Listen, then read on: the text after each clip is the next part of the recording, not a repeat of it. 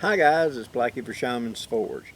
Okay, continuing in the Percussion Revolver series, I've had a couple of questions I would like to address. First off, one of my followers had asked about in the 58 Remington. He said, is it normal that when I come to full cock and I go to let off, the hammer hangs up? Trying to go back down to let it down. It fires fine, but they letting it down. No. Typically what that means is there's a burr of some way with the bolt, that part that comes up and down and locks the cylinder. Usually it's on the inside, and where it's coming back and is supposed to come off of the cam and pop off of the hammer, it's jamming against the hammer. So what I would recommend is disassembling the gun, and I would look at the actual legs of the bolt. I would look where the bolt comes up through the opening in the frame and make sure that that isn't binding it somehow and keeping it held in a position unusually long. That would be my two things I would look at. Also, there's the possibility, although it's slight, of the spring on the hand is coming up and jamming, that there's a burr inside that channel where the hand rides that's somehow catching and holding and making it where the hammer, the hand on the actual hammer is supposed to do this job. It grabs and rotates and pushes up the cylinder. However, if it gets stuck in a position for whatever, it could hit the top of the slot where it comes out, and you're going to let it off and it's hitting the top of that slot rather than dropping down to that cylinder. You see what I'm saying? Those would be the two places I would check to see about a Remington that wouldn't want to let off. It would fire because it'd be so quick those parts couldn't get in the way. But when I went to let off, I'd get like that and it'd hang up. That would be the two places I would look. Next, one of my followers asked, on a Colt, is it normal for the cylinder to have a little bit of loose play forward and back? Yes, absolutely, and is to a point necessary.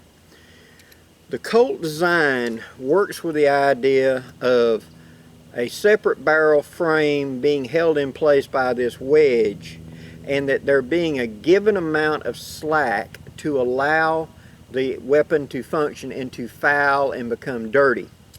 Something that was a real problem at the time that Colt was creating these type of guns was in the single shots.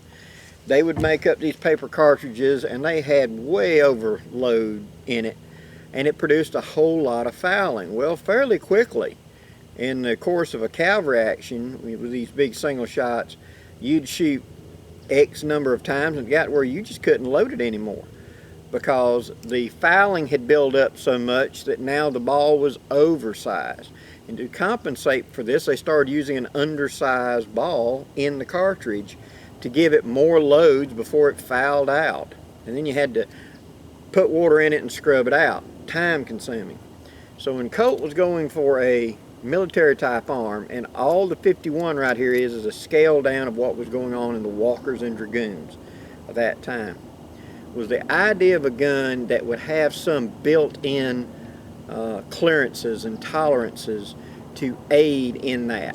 If the cylinder is too tight against the forcing cone, fairly quickly it's going to bind up. Now this is a problem not just in the Colts, but worse actually in the Remingtons, because the Remingtons, as I had mentioned earlier, do not have grooves in their base pin, and so they don't carry that grease load to keep the cylinder. And upon firing, because they're a little tighter than the average Colt, they start to bind up on the base pin and they start to bind up here at the cylinder. Now if you notice on mine, which is commonly called 58 but really is a new model Army, they've cut away where you can see some of the barrel threads right there.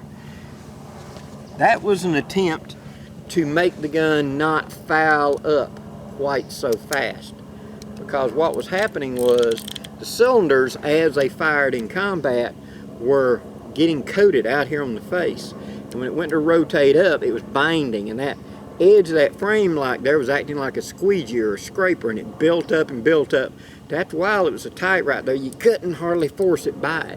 And we read these in battle accounts coming back to Remington, talking to Remingtons. They relief cutted that That's the reason this is called the new model Army. There's a couple of models from this that were making improvements. They had made what they consider an improvement before this, where the base pin on the loading lever right here, this was relieved. And you could grab the base pin and just slide it forward and push the cylinder out without having to drop the loading lever. Problem, going to draw and out of the holster if it hung, the cylinder fell out of the gun.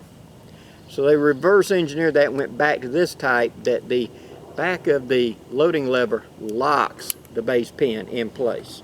So that is the reason that happens. Okay, now as to questions, and that's what I want to bring up for the main part of this video. In the comments below here, if you have a question you would like to ask me, please address it in capital question and then ask your question. That way, as I'm scanning down the comments, I'll pick those out and pull them out. I'll compile those and make up another video in a week or two where I'll answer those questions for everybody. But I'll respond to you when I find your question and try my best to give you my insight. But now, let's be clear. A lot of this stuff you got to be hands-on. I've got to see it. And it's not that you're not giving me the proper information. It's just, my gun is not doing this. Why? Well, there's quite a few things. And I can give you the best idea as I can. But above all, you have to take this advice with a grain of salt, because I'm not sitting here looking at your revolver. And so you have to see, I'm trying to just point you in the right direction. The actual repair, the actual whatever, may be something you need to do or have someone who's a professional do for you. Okay? So don't take what I say as the end-all be-all. It's just a direction. I'm taking my wisdom and trying to help you find out what the base problem is. But, you know, I'm not the only person in this world that knows anything about a black powder revolver.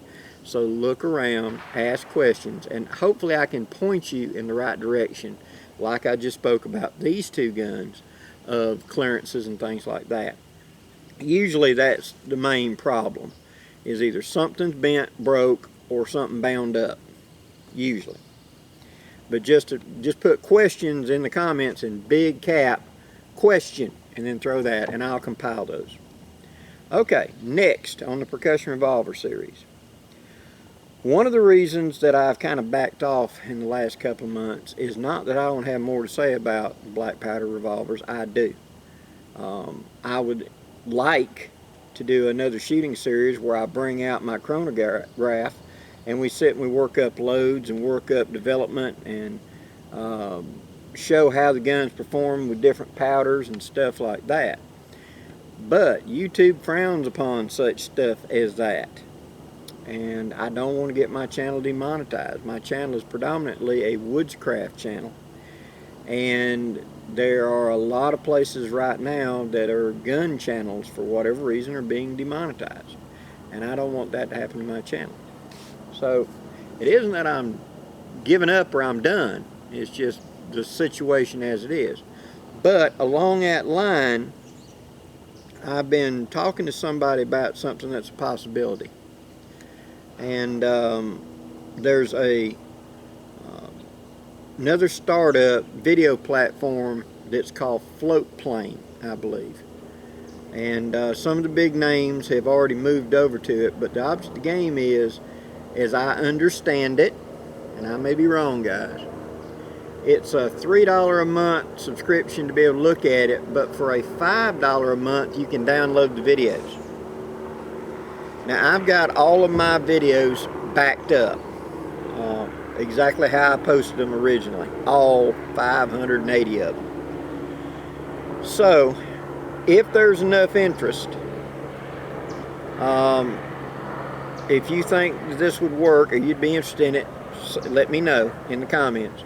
Because what I'm thinking of doing is approaching this Floatplane and putting all of my videos in a block on there, so that you could download them for your own collection, and moving my Percussion Revolver stuff to there. I'm still going to keep this channel, but just moving the gun related stuff to there. It would allow me to branch out into other things as well, if that works out.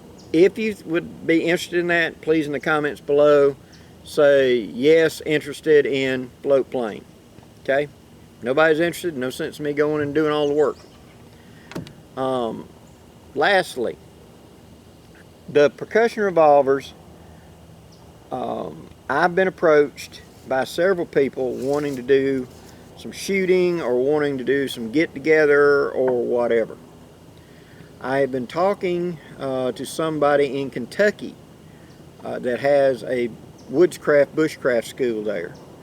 And we have not nailed down anything, but I have kind of thought about the idea of having a percussion revolver seminar of a 2-day event where you'd camp out and we can shoot guns there. We can have a big, they got a facility set up with lecture boards and everything, and a bunkhouse where we can, camp out, or we can camp out, on the land itself. And then they've got a shooting range, and we could do an overnight camp and a feed.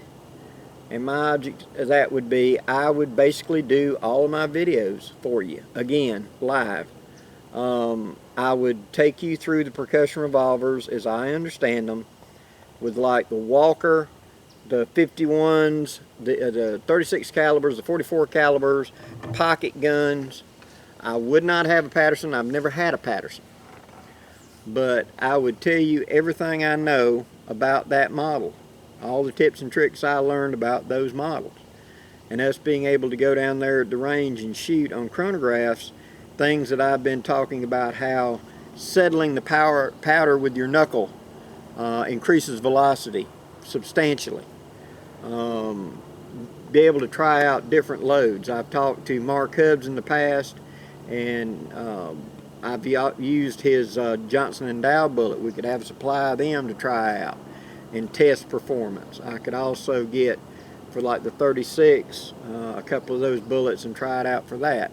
And Kato Ojama's bullets, I could get a supply of them and talk to them, see if it'd help us out with that, and have a supply for us to get out and shoot. Now this is all in the preliminary stage, guys. None of this is in concrete.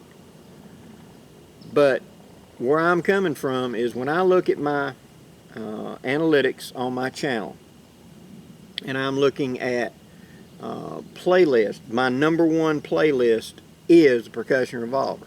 It is not my #1 in views or anything else. That's other topics. So my woodscraft, bushcraft is definitely the big focus of my channel. But you guys that have been following me because of the Percussion Revolver have been very loyal to me, and I would like to give something back. So if you think that this idea of doing a Percussion Revolver seminar, a get-together where we can discuss this face-to-face, is something you'd be interested in, please comment it down there and let me know. If there's enough people interested, I've talked to the guy who owns the school. He said if we could get, say, 75 people willing to do it. Don't have a price yet, guys, so don't throw your head in the hat. Of course, that's subject to price. But I think it'd be real reasonable, because it would be an overnight camping. Get there on Saturday morning and stay till Sunday, and we'd actually probably have early drop in on Friday, and then I'd get up there on Friday, and then we would have the actual class day on Saturday, and be able to sit around the campfire and us all talk about the guns and etc. in a you and me one-to-one type deal. If there's enough people interested, I'll talk to them and start nailing down some stuff and get you a price. If everybody agrees, I got enough people willing to sign up, we'll make a date. Okay? I really appreciate y'all watching my videos, guys, and I really appreciate you guys that have been very loyal to me because of the Percussion Revolvers.